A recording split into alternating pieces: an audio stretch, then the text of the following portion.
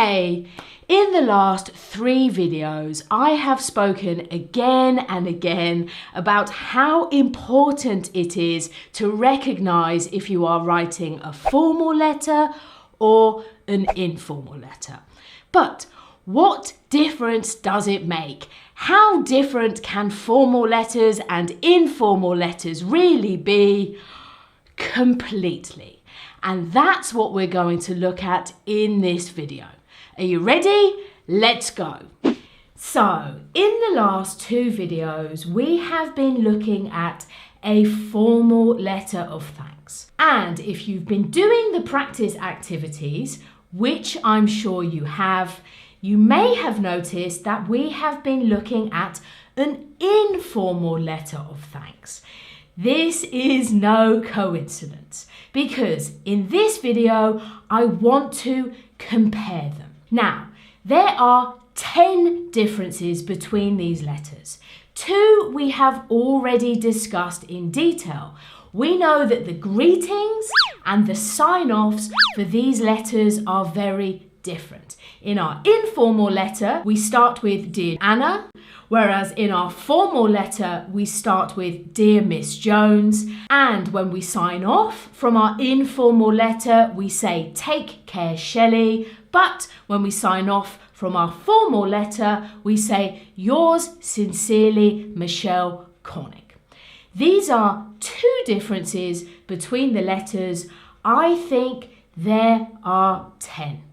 But before I tell you the other 8, why don't you see if you can notice them? I am going to ask you then to pause the video, compare these 2 letters and find 8 more differences. See how many you can find. Good luck, off you go.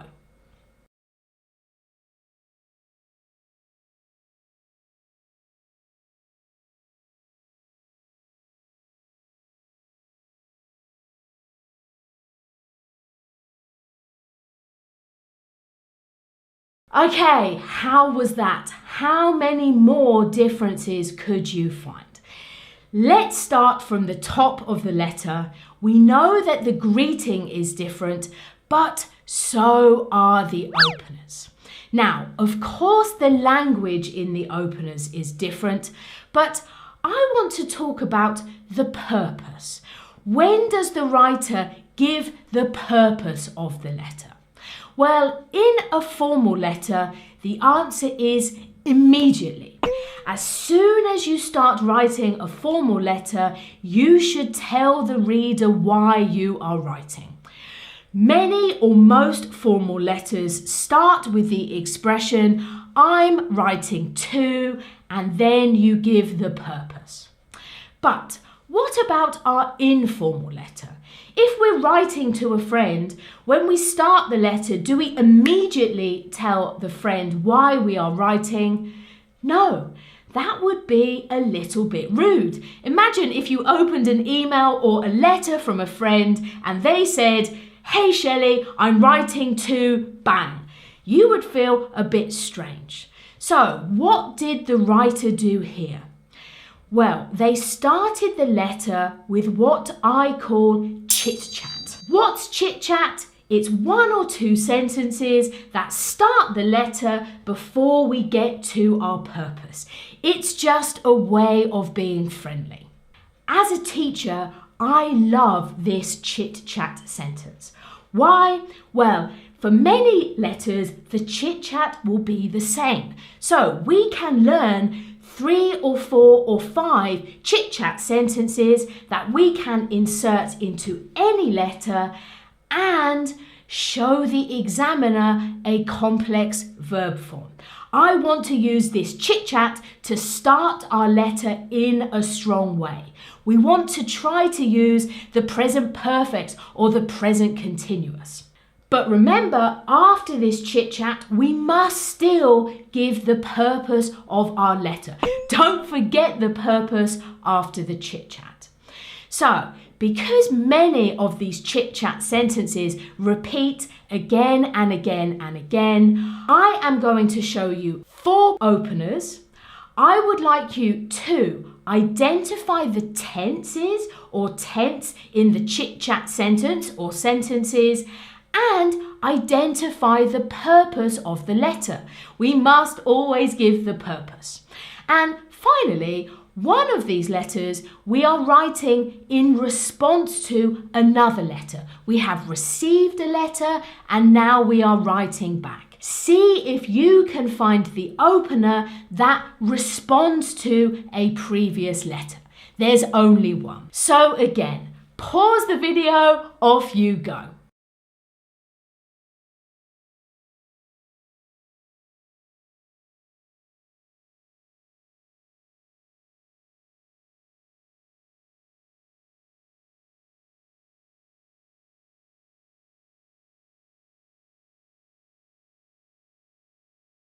Okay, how was that? Let's look at this first opener. Which tense does the writer use to start the letter, to start their chit-chat? The present perfect. And this is a classic first sentence. Very often when we write to people, we have to apologize for taking so long. Sorry that it's been such a long time since I last wrote. Another opening sentence similar to this, using the present perfect, is it's been ages since I last wrote. They are both great ways to start an opener. Another thing I like about this opener is that the writer gives the reason why they haven't written. And they use this opportunity to use a great idiom. I've been run off my feet at work. Again, it's the present perfect and this wonderful expression, run off my feet, which means extremely busy.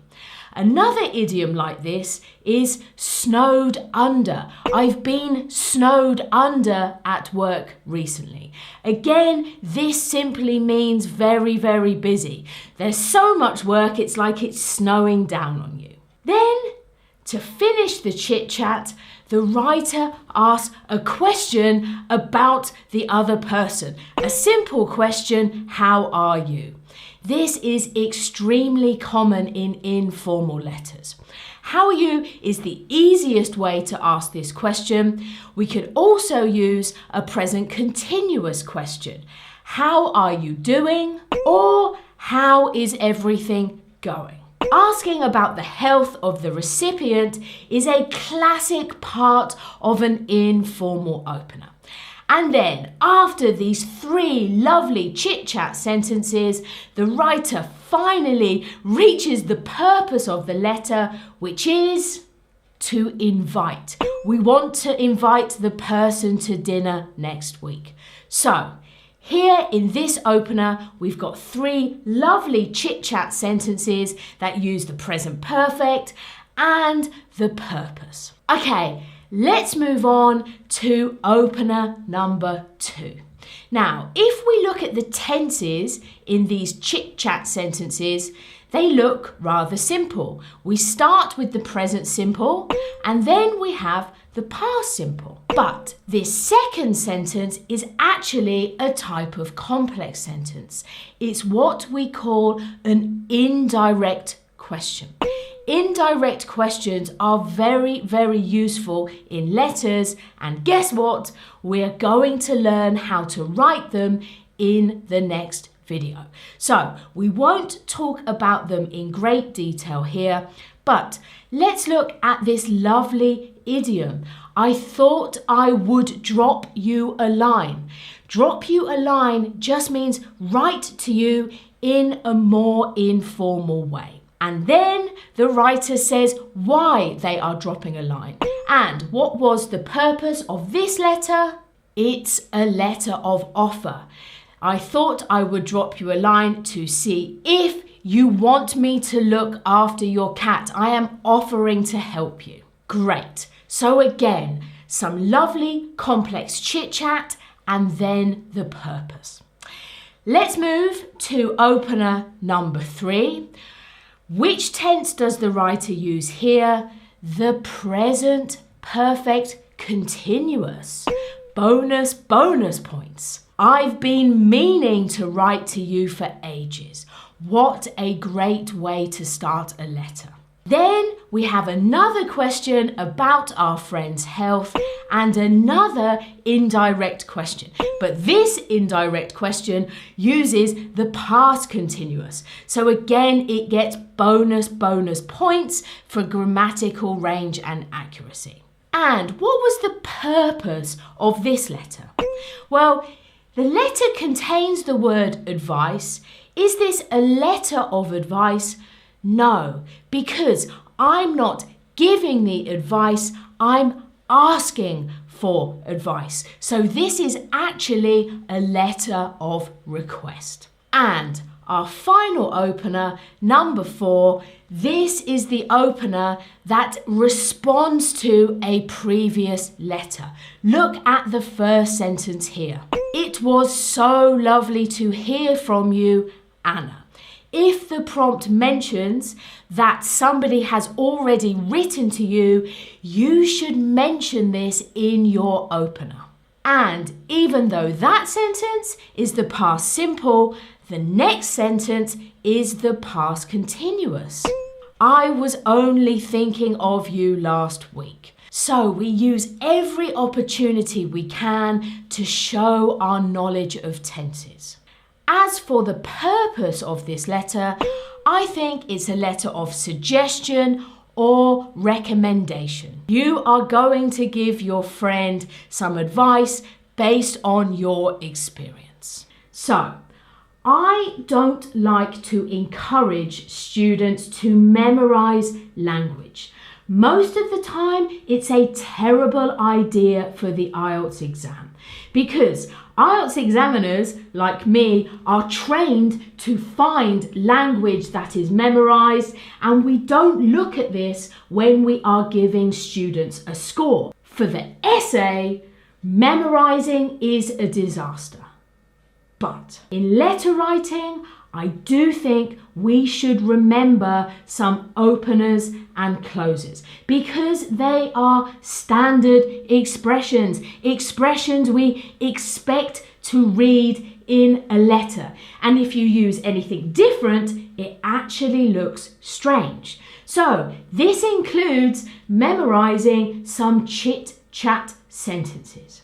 However, please be careful when you use any memorized language. If the prompt says you have recently stayed with your English-speaking friend, and in your opener you said, "Hi John, I'm so sorry, it's been ages since I last wrote," you would look really strange because the prompt tells you you just stayed with your friend. Why are you apologizing for not writing for a long time? It doesn't make sense. Here, to achieve a high score, you should tailor your opener to the prompt. So here I would say, "Hey John, how are you?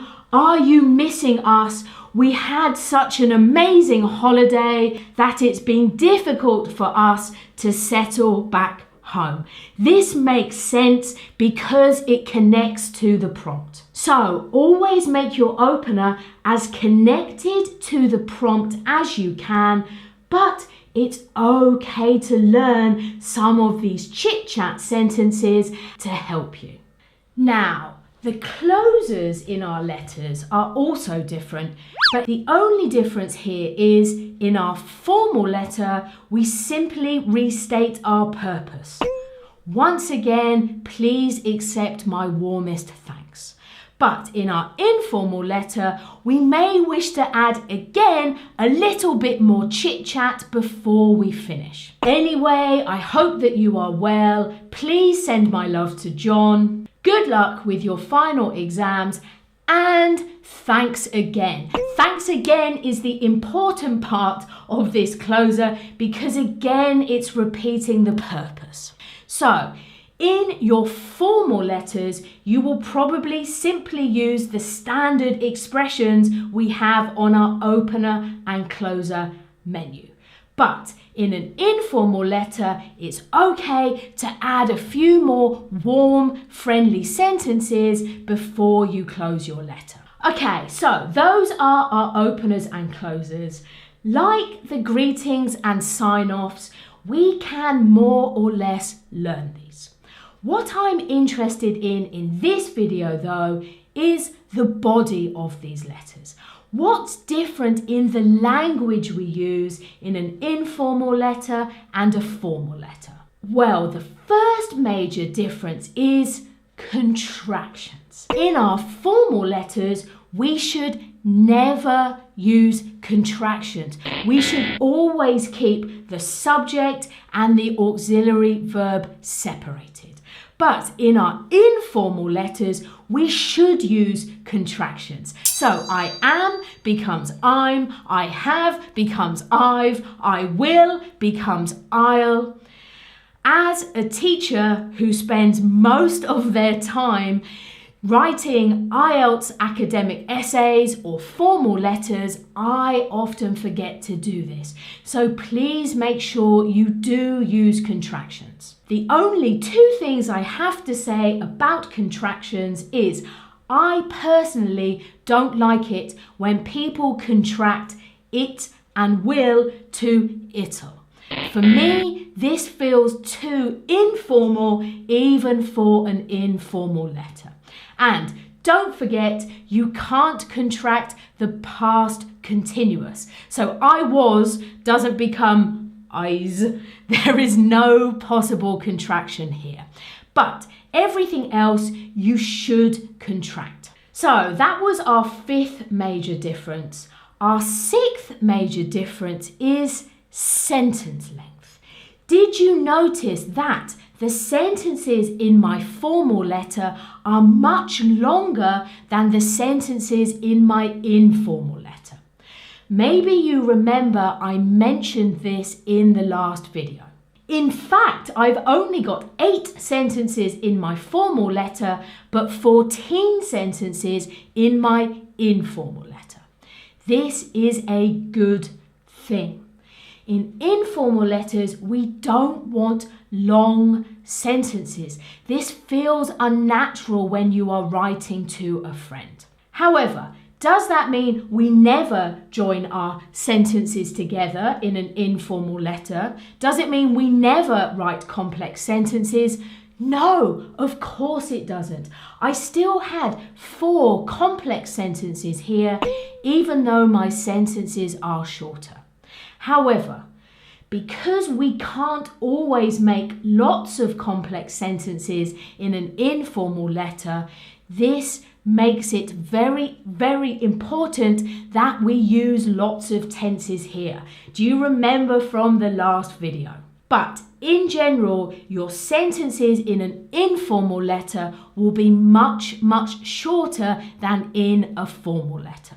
And not only is the length of our sentences different between these letters, the way we join them is also different. So in formal letters, we can use transition signals, all of the words we use for our essays, in order to, furthermore, consequently.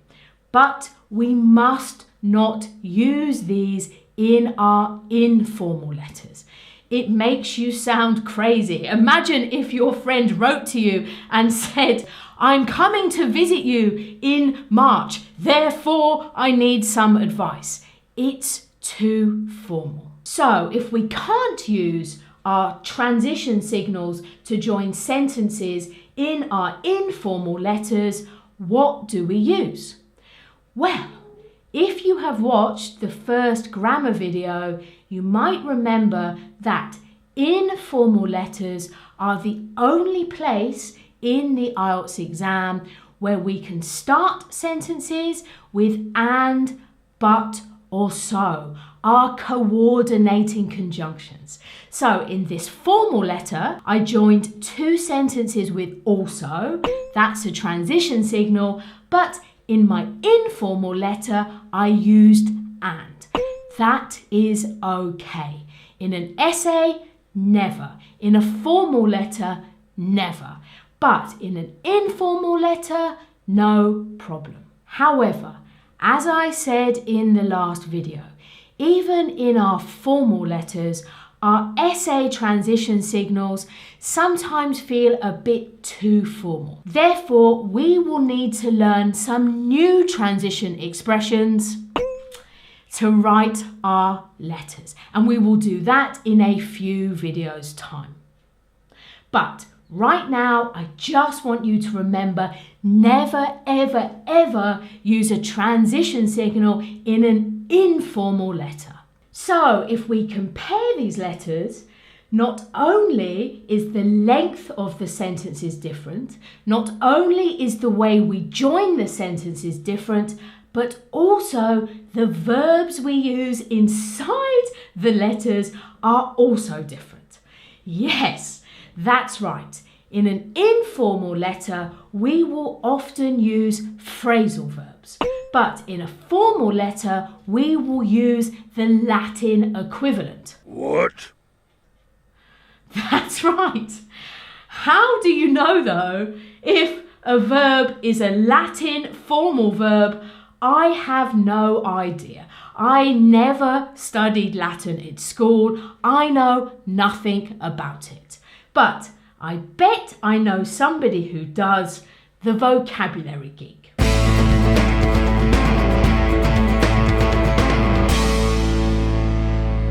Hey, one major difference between informal and formal English is verb choice. In English, we often have pairs of verbs. One that is used in informal English and one that is utilized in formal English. Very often, informal words are phrasal verbs. Phrasal verbs are words that are made up from a verb and a preposition or participle. Phrasal verbs are a real problem for second language learners because when we change the participle or the preposition, we change the whole meaning of the verb. For example, with the verb put, we can have put on. For example, you put on a jacket. We can have put off, which means to postpone. We can have put up with. If you put up with an annoying friend, it means tolerate. And you can put across. You put across a message or communicate a message. To make things even more confusing, sometimes one phrasal verb can have more than one meaning. Take, for example, the phrasal verb make up. It can mean invent, I made up a story. It can also mean when two people forgive each other after a fight. I made up with my boyfriend. And to make things even more confusing, the noun makeup is what women put on their faces to look beautiful. So, phrasal verbs are very, very difficult, but they are very, very useful in our informal letters. Now, there are hundreds of phrasal verbs. The good news is we don't need to learn all of them. We just need to learn a handful that are useful in letters. So, why don't we have a practice now?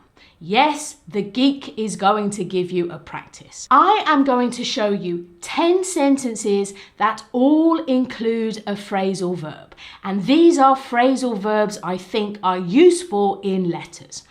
I would like you to read the sentences and think, in a formal letter where you shouldn't use a phrasal verb, which other verb could I use instead? How could I replace this phrasal verb with a more formal alternative? So, pause the video, read the sentences, and replace the phrasal verbs.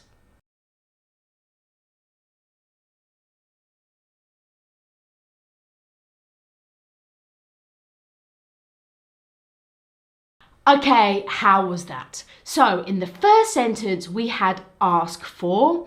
I think in a formal letter we would use request. In sentence number 2, we were looking for a hotel. In a formal letter we would seek a hotel. Then in number 3, in informal letters, we talk over something, but in a formal letter, we would discuss something. Number 4, well, this is one of my favourite phrasal verbs, give up. But in a formal letter, you don't give up, you quit or you stop. Then in number 5, we've got set up. And set up means start, but it means start a company. You could use start in your formal letter. You could also use found, which is a much more formal expression. In number 6, we've got get over, and the formal equivalent of this is recover or recover from. Then in number 7, we've got pick up. I can pick up John. Here we would say collect. I could collect John from school. Number 8, fill me in on. What a lovely phrasal verb. This simply means give me information about or give me details about. Can you see that if you used this phrasal verb in an informal letter, you would score very highly for lexical resource? Then, number 9, can you get in touch with Dave? The formal equivalent of this is contact. And finally, come over. This simply means visit. So, I hope you can see what a big difference it makes to your language by choosing the informal phrasal verb or the formal Latin equivalent. Never mix them. If you learn all of these phrasal verbs, don't be tempted to use them in a formal letter. That would be using the wrong tone. Now, not all informal verbs are phrasal verbs. There are other pairs of verbs that don't include phrasal verbs. I think some of the most useful are these. Ask, inquire, come to, attend, buy, purchase. You should learn these pairs of words and be aware when to use them. The other thing we should be careful of are some of our subordinators. Hopefully you have already watched some of the grammar videos, and if you remember, some of our reason and purpose words are also informal and formal. So, if you wanted to give a reason in an informal letter, you could say because of plus a noun, but in a formal letter, you could say due to or owing to.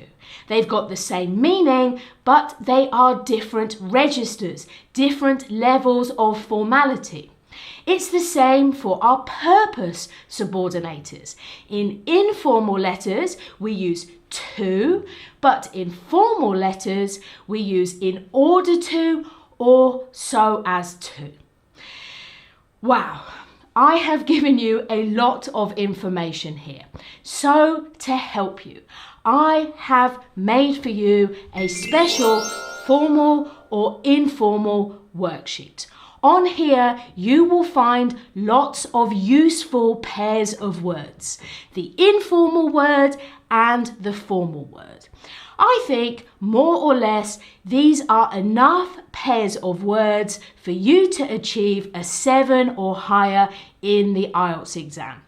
Obviously, the more you learn, the better, but these are a great place to start. You're welcome. Okay, so that was difference number 8, phrasal verbs versus Latin verbs. Number 9 is all about idiomatic language, because in an informal letter, it's okay to use idioms, but in a formal letter, you should never do this. For example, if you were writing a formal letter of request, you couldn't say, I am writing to request some information about the course. Does it cost an arm and a leg? An arm and a leg is an idiomatic way of saying, is the course very expensive? In an informal letter, okay. In a formal letter, never. However, let's talk about idioms. There is a myth on the internet that idioms are the key to achieving a 7 or higher in the IELTS exam. All you have to do to achieve a 7 is learn a few idioms, throw them in your letter, and success. I am sorry, that is not true.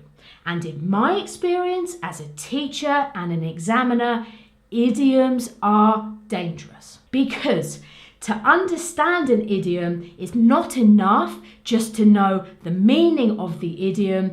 You have to know when it is appropriate to use the idiom. And this can often be very subtle to understand. For example, if you wrote to your friend, "So, let's cut to the chase. I'm happy to book you a hotel." Well, this is a nice idiom. Cut to the chase means stop wasting your time and get to the point. However, in an informal letter to a friend, this sounds rather odd because you're not wasting your friend's time. You are writing them a letter to help them. Therefore, if I read this as an examiner, I would think, okay, this student learnt an idiom, but they are not using it appropriately, and therefore it doesn't qualify for a 7. That's why I think idioms are dangerous. Students often use them incorrectly. Now, if you have lived in an English-speaking country for some time, or you have a C2 or proficient level of English and really know how to use idioms, of course, use them. I'm not telling you to never use them. But if you are B2 level, upper intermediate, or low advanced, you are probably going to make mistakes. Therefore, I advise students to forget idioms. My advice is to learn phrasal verbs. As the Grammar Geek said, first, there are lots of opportunities to use phrasal verbs in informal letters. Secondly, phrasal verbs are considered idiomatic language, so they score very highly for lexical resource. And thirdly, they are much easier to use. You don't have to worry if you are using a phrasal verb appropriately. If you understand the meaning of the phrasal verb and it's an informal letter, yes, you are. So, again, focus more on phrasal verbs than idioms. They are a much better key to success. Also, before we finish the differences in language, I just need to say, please, in an informal letter, do not use any abbreviations. Words like LOL or PMSL, if you know this expression. I know that we use them today when we send text messages, but they are too informal for an informal letter. Also, for a formal letter, please, you don't need to use any honorifics. What are honorifics? Well, in some cultures, you have to always show respect if you are writing a formal letter. And that means using words like sir or ma'am throughout your letter, or to keep repeating how grateful and thankful you are that the person is reading your letter. We don't do this in English, so you mustn't do it in the exam. In English, we show our politeness by using the other differences, not using contractions, using formal verbs, not using idioms. So, no honorifics, they will lower your score. And finally, difference number 10 is a small difference about punctuation. In fact, it's about one particular punctuation point, the exclamation mark. The mark we use to show great excitement or surprise. Yes, you can use them in informal letters, but never in formal letters. And please, don't use too many. 1 or maximum 2 in a letter is enough. If you really want to show excitement, don't use them after every sentence and don't use more than 1. I know when I write to my friends, I sometimes have 5 in a row if something is very exciting, but in our IELTS exam, no. So these are the 10 differences between formal and informal letters. It's extremely important that you always remember them. What? Sorry, what was that? Semi-formal letters. Is that what you're saying? What do we do with semi-formal letters? Did you think I'd forgotten? Of course I hadn't. If you are writing a semi-formal letter, you are going to use all of the formal letter rules except 2. Because in a semi-formal letter, it is okay to use contractions. And also, you can use phrasal verbs. So that's why phrasal verbs are very useful. They're not just for informal letters, they are for semi-formal letters. But that's it. Apart from contractions and phrasal verbs, you should treat semi-formal letters in exactly the same way as formal letters. Now, before we finish, one thing. The biggest problem I see as an examiner are mixed tone letters. Letters where students mix elements of formal and informal letters together. This is a total disaster. If you have spent hours learning phrasal verbs and you go to the exam, open the paper and you have a formal letter, I'm sorry, but your phrasal verbs are useless. They are dead. Don't think, I might just use them anyway to score higher. You won't. You are going to lose marks for task achievement. If you're writing a formal letter, everything should be formal. If you're writing an informal letter, everything should be informal. To help you understand this, in the practice activities, I have written a mixed tone letter, a bad letter that mixes formal and informal language together. And your job will be to correct the letter. So if you only do one practice activity in the course, which you won't, but if you do the ones for this video, because the mixed tone letter is a major problem for many students. What have we learned in this video? We have learned that formal and informal letters are totally different. Yes, they are organized in the same way, but the language we use inside of them is completely different. First of all, we have different greetings, which we looked at in the last video. Then we have different openers. And here it's not just the language, it's how we state our purpose.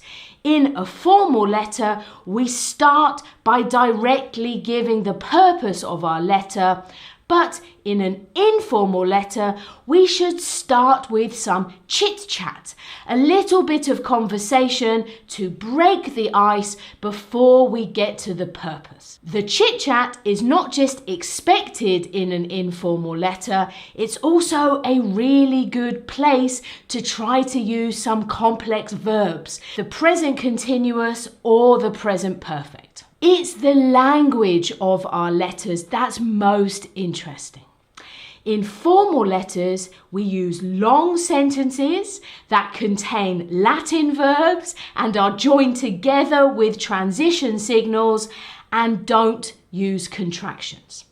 In informal letters, it's the opposite. Here we use short sentences.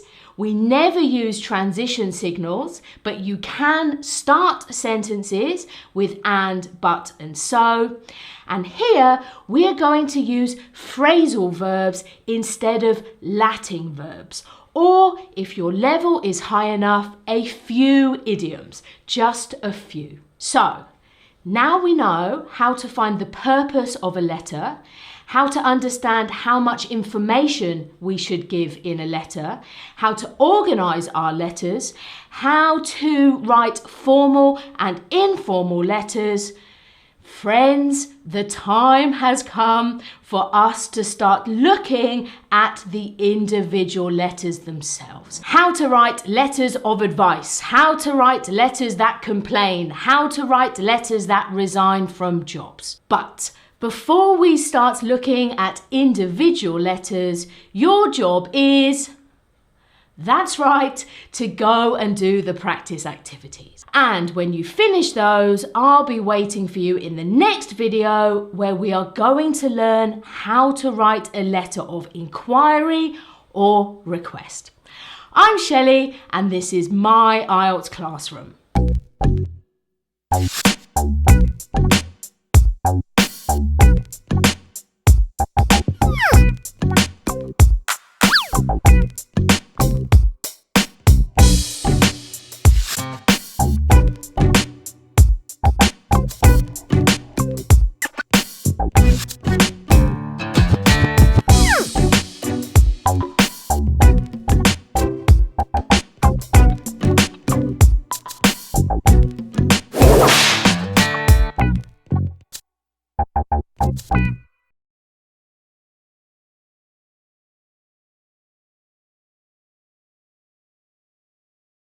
Hey, thanks so much for watching.